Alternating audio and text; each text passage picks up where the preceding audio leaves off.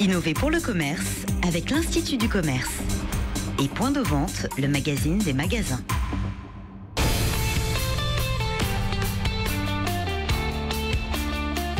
BFM Business. Innover pour le commerce. Karine Verniol. Bienvenue pour cette émission dédiée aux nouveaux enjeux du commerce, le commerce sous toutes ses formes, la façon de consommer change. Alors forcément, avec elle, la manière de vendre aussi, c'est ce que nous voyons aujourd'hui avec notre invité, c'est François Loviton, directeur Retail France chez Google. Le débat du jour, enseigne. Comment rendre plus efficace son programme de fidélité? Nous en parlerons avec Florence Chaffiot, elle est directrice marketing et digital de Monoprix, et François Tastel est président exécutif de MRM McCann Paris. Et puis nos chroniqueurs, Rodolphe Bonas, PDG de Seacom, qui fait le tour du monde à la recherche des dernières innovations commerciales. Il nous emmènera en Suède. Marie Vallogne teste pour nous les nouveaux produits français. Nous partirons pour le rayon soda. Mais tout de suite, les infos de la semaine. BFM Business. Innover pour le commerce. Les news. Et donc aujourd'hui nous accueillons François Loviton, bonjour. Bonjour. Directeur Retail France chez Google, vous suivez très près forcément ce qui se passe sur le commerce en ligne. Figurez-vous que dans les boutiques ça bouge aussi, c'est ce que nous raconte Hélène Cornet. Bonjour Hélène. Bonjour Karine. De la rédaction de BFM Business. Alors on commence par Paris, du grand changement, place de la Madeleine, avec des enseignes assez inattendues. Reebok est prête à manger. Et oui, les baskets remplacent les œuvres d'art. Vous savez qu'à cet emplacement-là, entre Fauchon et Hérès, les maillots de bain de luxe, eh bien, il y avait la Pinacothèque qui a fermé en janvier 2016. Et donc, deux nouvelles enseignes viennent tout juste d'arriver. Donc, vous avez Reebok, l'enseigne de l'équipementier sportif, et puis Prêt-à-manger, l'enseigne de restauration rapide britannique. Et donc, voilà, ils vont investir la place, surtout Reebok avec 1700 mètres carrés et qui veut en faire vraiment la vitrine de la marque avec une salle de sport au sous-sol.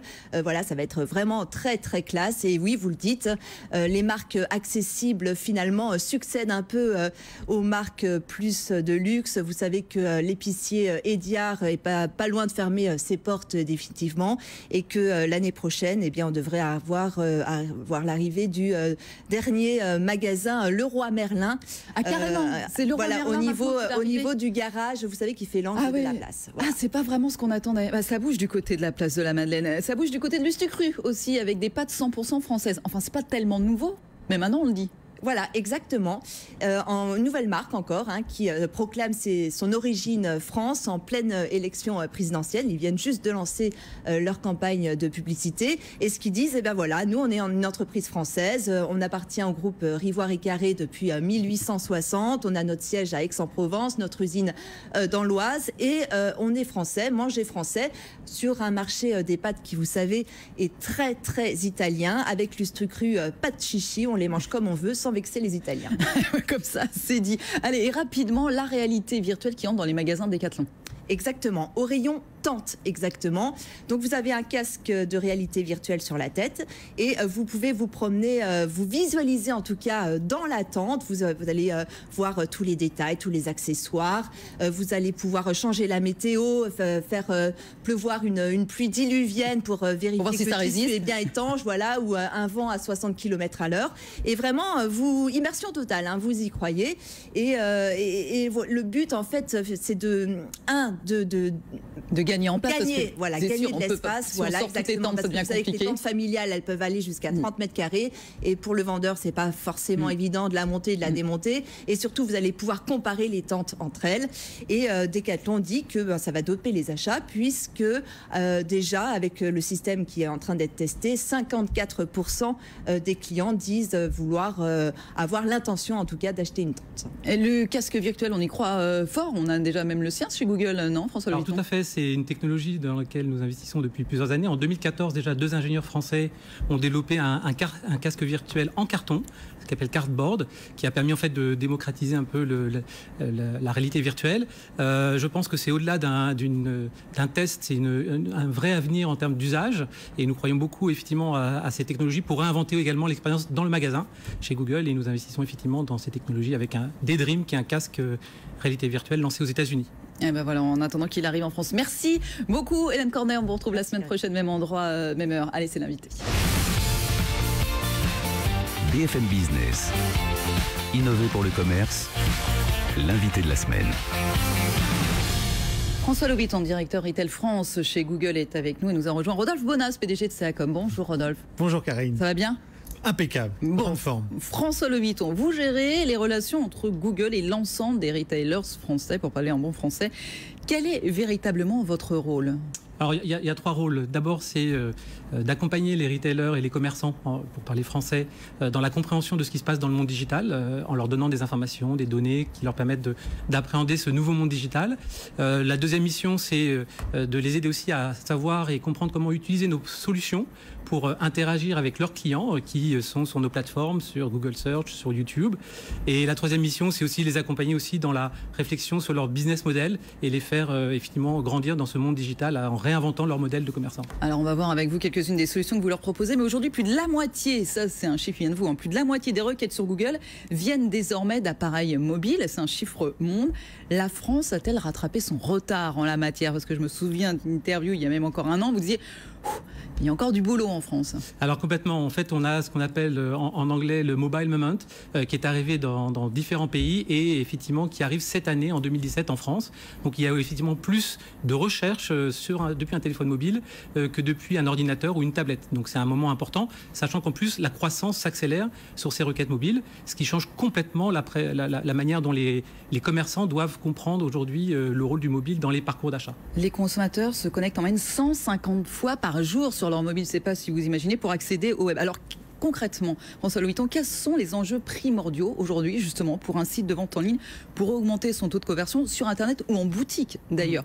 Quels sont, on va dire, les 3 points principaux à côté desquels il ne faut pas passer? Le premier point majeur, c'est le mobile. Beaucoup de choses se passent sur le mobile.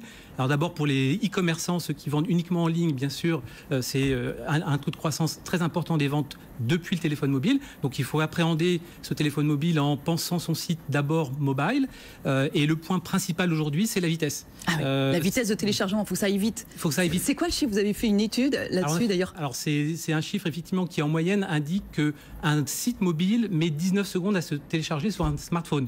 Or, les clients attendent en général un site qui se télécharge en moins de 3 secondes.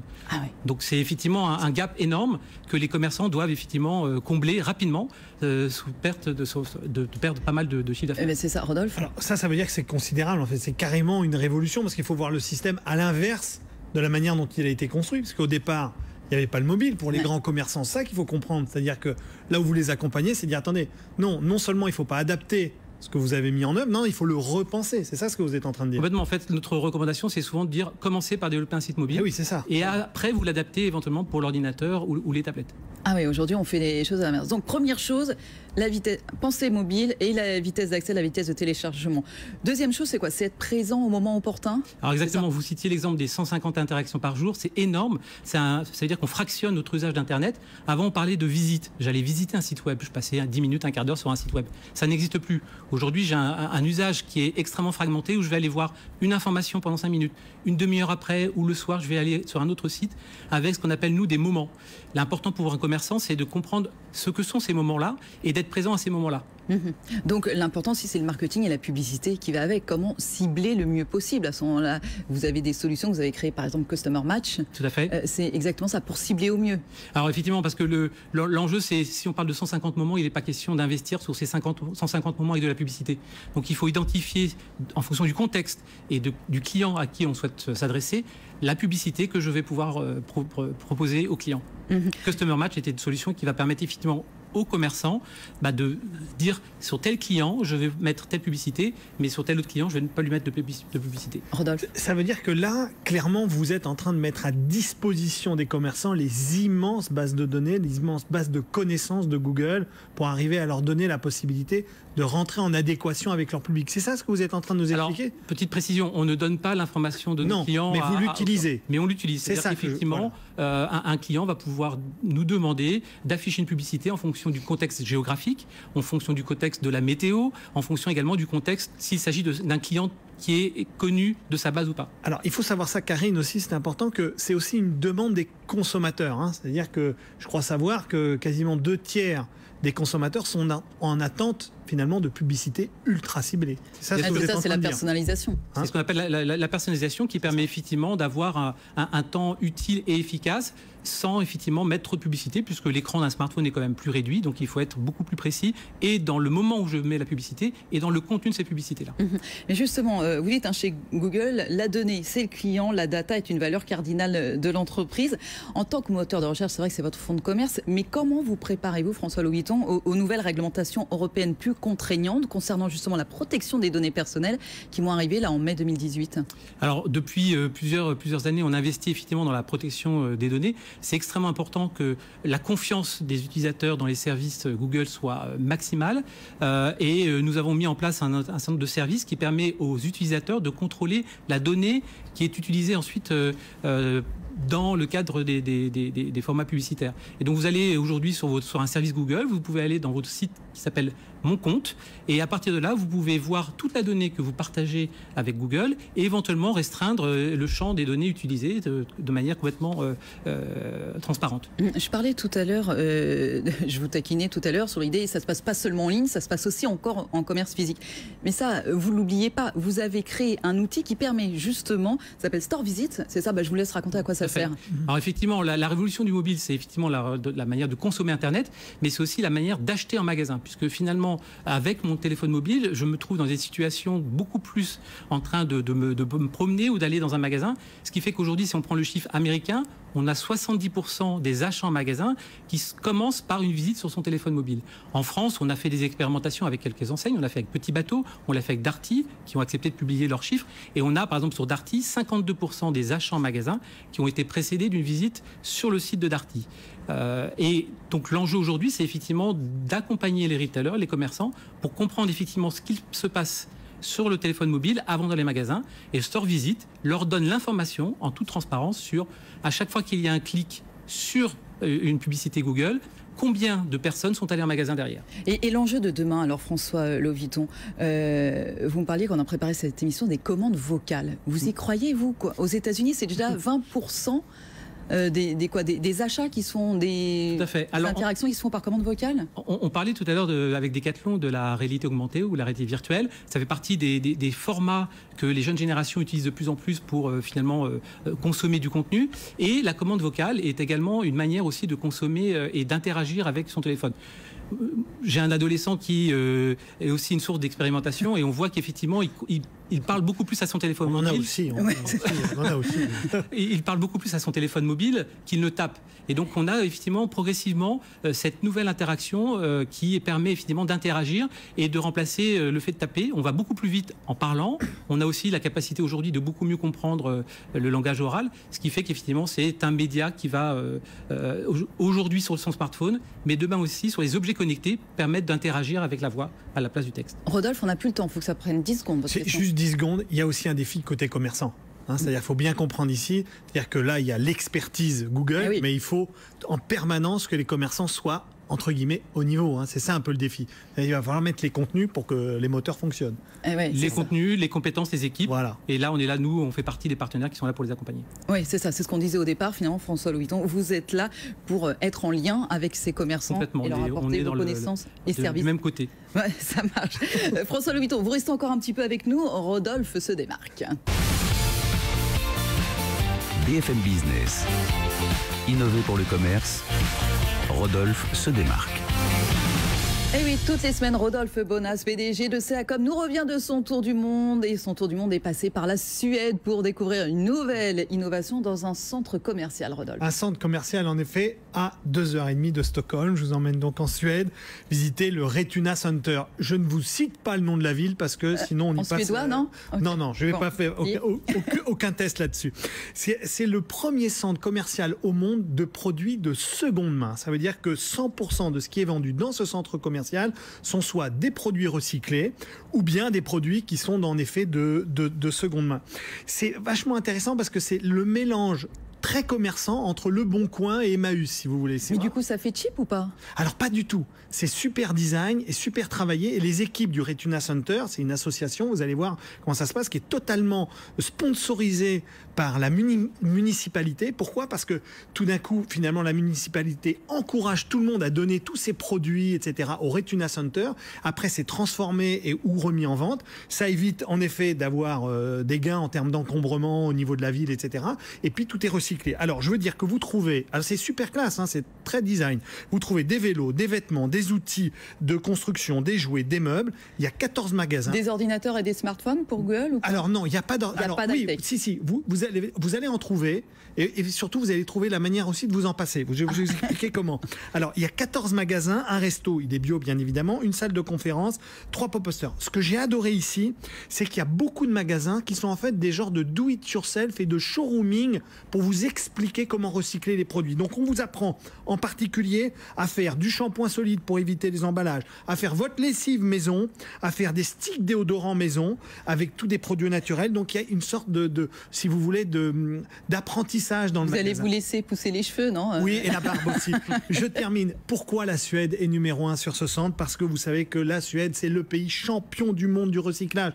99% des produits et des déchets sont recyclés en Suède. On est à peine en France à 60%. C'est absolument incroyable. Ils sont tellement forts que c'est un business puisque d'autres pays voisins emmènent leurs déchets à recycler en Suède. Et voilà, allez visiter le Retuna Center. Et je vous taquinais en disant qu'il était cheap. Effectivement, quand on voit les images, c'est à la suédoise, c'est super design. Non, mais c'est super classe, c'est vraiment bien fait. On parlera très bientôt justement de développement durable avec Ikea. Exactement. Ici même. Vous voyez ce que je veux dire. On verra si jamais Ikea ira au Retuna Center. François Louviton, directeur Retail France chez Google. Merci infiniment d'avoir été avec nous. Rodolphe Bonas, PDG de CACOM. À très bientôt. À très bientôt. Merci.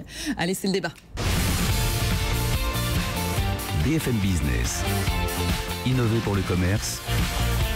Le débat. Enseigne, comment rendre plus efficace son programme de fidélité? Je vous donne 2-3 chiffres. En France, 77% des consommateurs participent au moins à un programme de fidélité. En moyenne, ils sont inscrits à plus de 3 programmes différents. Alors là, c'est vraiment une moyenne, un minimum. 55% des Français estiment, en revanche, que les programmes de fidélité se ressemblent tous. Alors là, il va falloir faire quelque chose. Florence Chaffiot, bonjour. Bonjour. Directrice marketing et digital chez Monoprix. François Tastet, bonjour. Bonjour. Vous êtes président exécutif de MRM McCann Paris. Vous avez participé à l'optimisation justement de nombreux programmes de fidélisation. L'enseigne du groupe Casino, donc Monoprix, abandonne à son tour le système des smiles au profit des euros. Vous avez mis un peu de temps à trouver la bonne formule, Florence Chaffiot. Pourquoi c'est un tel enjeu, le programme de fidélité ? C'est un tel enjeu parce qu'une grosse partie de nos clients sont effectivement détenteurs de la carte et donc sont très attachés aux avantages qui peuvent y être associés. Et donc même si on sentait que c'était le moment, qu'il fallait effectivement passer le pas et se séparer de nos smiles pour inventer un programme tout à fait personnel à la Monoprix, on y a bien réfléchi, on a bien pesé les choses pour faire que nos clients soient le plus contents possible avec ce nouveau programme. Donc pour faire plus simple, plus lisible, plus généreux, on va y revenir dans un instant, mais tout de suite, François Tastet, vous n'étiez pas les seuls à travailler sur les smiles, un concept qui est un peu un échec quand même, non? On peut le dire maintenant. Oui, le problème des portails de programmes de fidélité qui associent plusieurs marques, c'est exactement ce que Florence suggérait, c'est qu'il y a une chute de l'identité. Et donc, on oublie que ce portail-là a la marque A, B et C. Dans le cas de Monoprix, on se réapproprie la carte Monoprix, on se réapproprie son ADN, son identité, son image, et on devient plus fort dans l'attachement qu'on va créer avec son consommateur. Alors donc on a changé la carte de fidélité Monoprix, ça fait déjà quelques semaines. Maintenant, en quoi ce programme est-il novateur ? Alors, il est novateur déjà sur la générosité qu'il distribue. Tous les jours, dans le quotidien, vous avez 10% de réduction sur vos achats, sur la marque Monoprix, donc sur les produits que vous ne trouvez que chez Monoprix. Mais également, ce qui est intéressant en fait dans ce programme, c'est qu'on a embarqué dans le programme toute la dimension service, toute la dimension servicielle de Monoprix, et notamment son fer de lance qui est la livraison, où aujourd'hui, pour bénéficier de la livraison gratuite, vous devez être porteur. Et ça, c'est vraiment le vrai avantage avantages de cette carte. Donc de la générosité, ça on sait que c'est une grande demande d'ailleurs des consommateurs du service. Justement, François Tastet, aujourd'hui, quelles sont les recettes, alors même si après ça peut être différent d'une enseigne à l'autre, mais les recettes d'un programme de fidélité réussi? C'est une question terrible. Il n'y a pas la recette, il y a ma recette. C'est-à-dire c'est mon programme qui va respecter mon ADN, créer de la valeur pour ma marque sur un plan financier et business, mais créer de la valeur pour mon client et respecter des principes du type le serviciel, l'interaction, le temps réel. On voit que l'intelligence artificielle est en train d'avancer à grands pas pour permettre justement une interaction de plus en plus rapide entre le désir du consommateur et son quotidien. Et on travaille de plus en plus là-dessus. Donc c'est un marché qui évolue très très vite aujourd'hui. Et le travail qui a été fait chez Monoprix, justement, est plutôt une bonne représentation de ce vers quoi on tend aujourd'hui. Alors justement, comment vous travaillez aujourd'hui cette fidélisation, Florence Chafiotte? Alors, on a aujourd'hui un programme de fidélité qui repose sur un socle. Et puis, on travaille à l'enrichir. Alors, on s'est donné pour challenge de l'enrichir tous les mois avec des innovations et des innovations qui sont au service du client. Je vais peut-être vous en citer une qui, pour nous, est assez emblématique. Ce mois-ci, on a lancé une innovation qui s'appelle Mon Top 3, où en fait, on a inversé la relation qu'on peut avoir avec nos clients porteurs. Et désormais, c'est vous qui choisissez la promotion sur laquelle, les produits sur lesquels vous souhaitez que la promotion s'applique. Donc on a créé une petite application et vous avez choisir 3 produits sur lesquels vous voulez que pendant 6 mois, la promotion soit pour vous. Donc ça, c'est l'une des innovations. Il y a aussi la reconnaissance en caisse par le numéro de téléphone. Alors ça a l'air tout bête, mais il paraît qu'en grande distrib, ça ne se faisait pas encore. Et puis, vous avez travaillé sur une application Monoprix, et ça c'est important parce qu'on va parler de la dématérialisation de ce programme de fidélité. Bientôt, on pourra faire pour les produits snacking, on va dire... on pourra prendre son petit panier et partir sans payer, ou du moins sans passer par la caisse. Exactement. Vous téléchargez une application et pour vos déjeuners du midi dans lequel vous allez mettre votre salade, votre sandwich et votre pomme, vous passez en magasin, vous scannez en fait le produit directement avec votre appli, vous appuyez sur payer et vous sortez du magasin sans être passé par la caisse. François Tastet, ça c'est l'avenir justement des programmes de fidélité pour que les clients adhèrent, l'application. Pourtant, un tiers des enseignes ont une application mobile et je crois que c'est seuls 11% des Français signalent leur appartenance au programme de fidélité par l'application. Donc... L'application, c'est pas forcément l'avenir, c'est l'utilité et l'usage. En fait, je pense que les enseignes aujourd'hui qui répondent à ce critère pour créer de la complicité et de la confiance, parce que je pense que l'enjeu est là aujourd'hui, et du point de vue de l'annonceur, du point de vue de la marque, c'est de disposer de la data. Donc en fait, c'est un échange win-win entre ce que je peux moi avoir comme data sur toi client et en même temps te simplifier la vie pour te permettre de consommer mieux, plus facilement et de manière... Donc la dématérialisation aujourd'hui, c'est quelque chose qui doit servir des gens. Parfois, ça ne marchera pas parce que les gens ont envie d'avoir une carte physique. Les gens ont envie d'être reconnus parfois. Quand un client va chez Sephora, par exemple, la carte Gold, c'est fantastique. Je montre que je suis important chez vous. Et puis, il y a aussi une raison d'âge, c'est-à-dire qu'il y a des tranches générationnelles aujourd'hui sur lesquelles la dématérialisation ne peut pas prendre. Donc, c'est et pas ou, mais c'est un mouvement de fond qui avance et je pense qu'effectivement, c'est l'avenir. Vous parlez de génération, mais est-ce qu'il est nécessaire, obligatoire pour une enseigne aujourd'hui d'avoir son programme fidélité? Je vous pose la question parce qu'on a commencé avec vous là-dessus, Florence, vous disiez il y a un enjeu vraiment important. Et quand je regarde H&M, Zara ou Uniqlo, par exemple, ils n'ont pas de programme de fidélité. C'est pas la même catégorie. Monoprix, c'est de la distribution alimentaire avec la partie vêtements. C'est une fréquence d'achat importante. Il faut donc faire revenir les gens et faire en sorte qu'ils achètent comme la dernière fois, voire un peu plus. C'est ça qui est intéressant. Donc il faut créer ce couple complicité-confiance et faire en sorte qu'ils se disent c'est ma destination préférée, c'est ma destination principale, je ne me pose aucune question. Sur le vêtement ou sur la mode, vous avez pléthore d'offres. Vous avez un choix beaucoup plus large, de la petite boutique à la chaîne.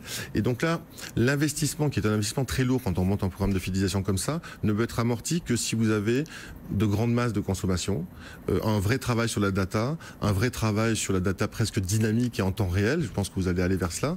Et ce sont deux univers extrêmement différents qu'on ne peut pas vraiment comparer parce que l'assise business n'est pas la même. Florence, je pense que vous ne nous donnerez pas le chiffre du budget du programme fidélité. Mais si je vous dis qu'un programme de fidélité dans une enseigne alimentaire coûte entre 1 et 3% de son chiffre d'affaires, vous êtes... En tout cas, ils génèrent beaucoup plus en revenu incrémental. Et justement, vous m'avez dit, on va finir là-dessus. Chez Monoprix, entretenir la fidélité, c'est entretenir une part d'estomac. Qu'est-ce que ça signifie? Parce que ça, c'est important. Oui, c'est un des leviers les plus importants hein, dans un programme de fidélité. Cette fameuse part d'estomac, c'est en fait la part que vous allez m'octroyer, vous, dans les achats alimentaires que vous faites tous les jours pour vous nourrir et nourrir votre famille. La réussite de ce programme de fidélité, elle se mesure à la part d'estomac que vous allez m'accorder plus ou moins grande. Et si j'ai gagné chez vous une visite de plus, un petit peu plus de choses dans votre panier ou une valeur de visite au total qui soit plus importante, j'aurais gagné. Et la part d'estomac que vous m'aurez donnée sera plus grande qu'elle ne l'était avant. J'adore cette part d'estomac. Merci infiniment Florence Chapiot, directrice marketing et digital Monoprix, donc pour ce nouveau programme de fidélité. François Tastet, président exécutif de MRM McCann Paris. Merci beaucoup d'avoir été avec nous. Vous restez encore quelques secondes, on vous présente le nouveau produit de la semaine. BFM Business. Innover pour le commerce. Le produit de la semaine.